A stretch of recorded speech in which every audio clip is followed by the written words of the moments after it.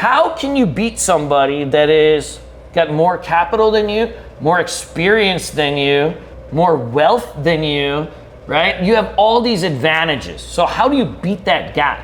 There's only one way. So look, man, you've been trading for 20 years successfully, and through that journey, I have to ask you, man, what's it like for a full day for you? Like, are you working all day? Like, what's a work day for you? Good question. So I do go in spurts. Yep. So there's a couple ways that you want to break this up. If you're brand new, all right, versus if you were experienced, your day is going to be totally different. So for me, like I wake up in the morning, I hit the beach, but I'm not like one of these 5 a.m., 4 a.m. guys. Yeah. I wake up, no alarm, I go to the beach, I take a walk, I FaceTime my mom. I got 3 sisters, very highly annoying sisters. I get that out of the way, I FaceTime them all, what's up, how you doing? But I get to the computer maybe 1 hour max before the market opens. Okay. So I'm not one of those guys that are gonna sit there and pre-market and do all this stuff.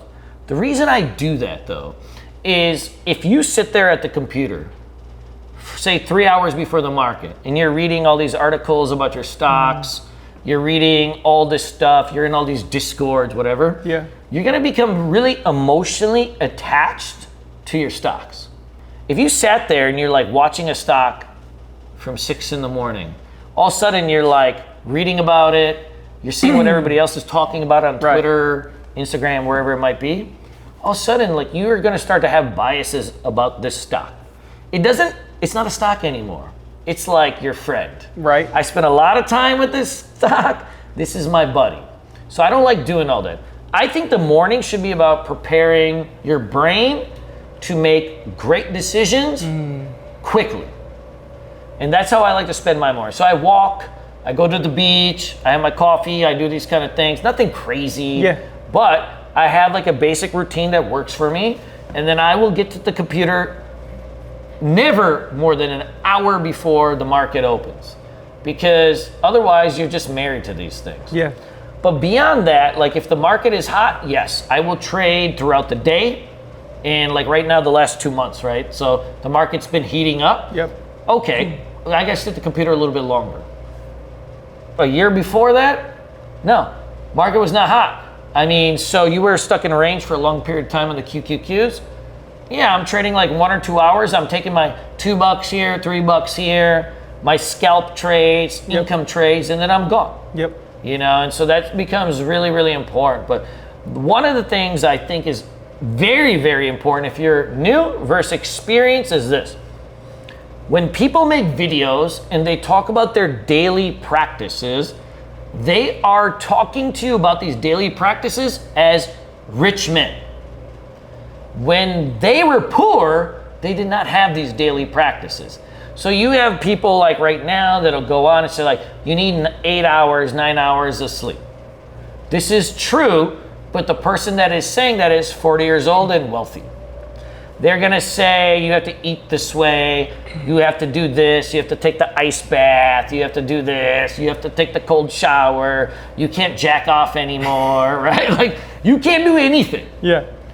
But when these people made these rules, were they doing it when they became rich? That's always the question. So none of this stuff even existed when all these people made their money. Right. Right? So this is, I think, something for new people that's really important. If you're new, you grind it out.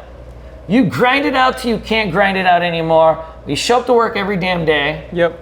And yeah, you lose sleep, so what? Screw it. You know, you do this, so what? You've got to show up to work every single day. You can outwork people. Hey, we wouldn't be able to do these face-to-face interviews if it wasn't for our sponsor, Cobra Trading. So if you can just give them a few seconds of your time, we'd really appreciate it. Cobra Trading is the go-to broker for day traders and short sellers. And I'm not the only one saying this. In fact, Benzinga awarded Cobra Trading as the go-to broker for short selling. They have a heavy focus on direct market access order routing, so you have the fastest execution. They have some of the best locate prices and availability. They also have amazing customer service. I've experienced many different brokers, and it's why I use them every single day and why I'm proud to have them as our sponsor.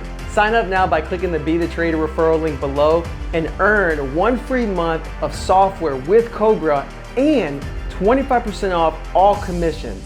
Now let's get back to the show. So there's edges in trading, right? We talk about edges in trading. So you have edges in statistics, you have edges in patterns, you can have edges in discipline, so on and so forth. So if you're new and you're looking for an edge, how can you beat somebody that is got more capital than you, more experience than you, more wealth than you, right? You have all these advantages. So how do you beat that guy? There's only one way. You gotta outwork him. You gotta out-discipline him. Yep. And so you as a new trader, your routine is going to be completely different than when you are rich. Right now. Okay, got it. Hey, the ice bath guys, Yep. all loaded. Were they ice bath guys when they were poor? No. I believe it. I hear what you're saying. I love that you made that distinction because like now how your routine is, sometimes you're 1 to 2 hours a day, depending on the market. If it's busy, you might be there all day. But you also travel a lot and you travel like in overseas for months at a time. Yes. So your lifestyle now wasn't that way when you first started.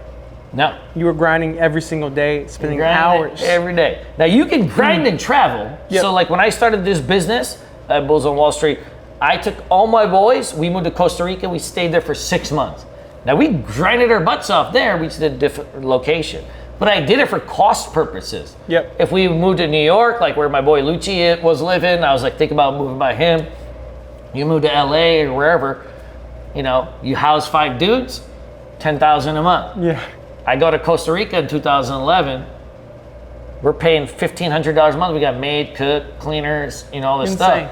And you're living on the beach. I had a professional surfing coach, like, and our expenses were nothing, right? Yeah. So you can grind it out and still travel, but in the end, like, the work is the work. No matter what. You have to identify, when you're in your 40s, yes, you need to do a lot of self-care. Yep.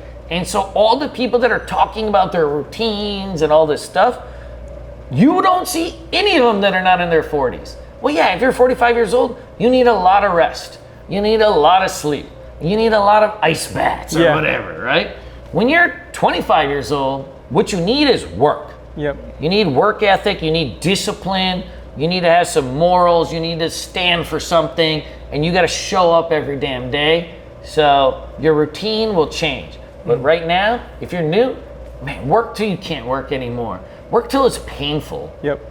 Well, Doug, thanks, brother. I appreciate it so much. And if you have more questions, we're going to have links to his website below and along with his Twitter.